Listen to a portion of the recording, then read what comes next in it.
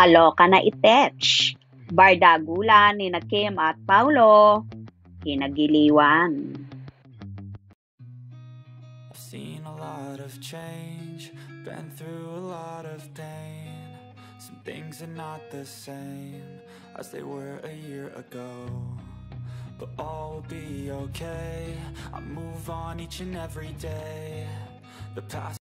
Overload talaga ang pakilig ng napapabalitang magkasintahan na sina Kim Chiu at Paolo Avellino.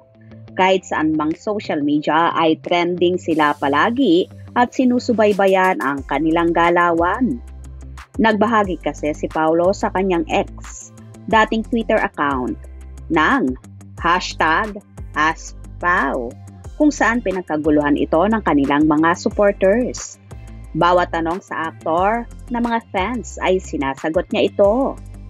Samantala, nakigulot na kasaya naman si Kimi sa naturang tweet na yon kung saan nag-tweet ang dalaga at ang tanong sa aktor. Tapos na ba? Pwede po bang magtanong? #AskPau.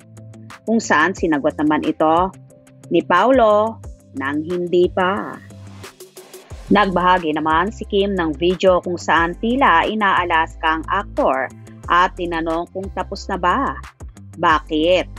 Wala ka ng cellphone, kung saan tawang-tawa naman ang dalaga na tila nabingi naman si Paulo at hindi sinagot ang actress. Tapos na ba? Ba't wala ka ng cellphone? May isang video naman si Kimi kung saan nakuhanan siya nang naging reaction niya habang nakikipagbardagulan si Paulo sa mga fanay.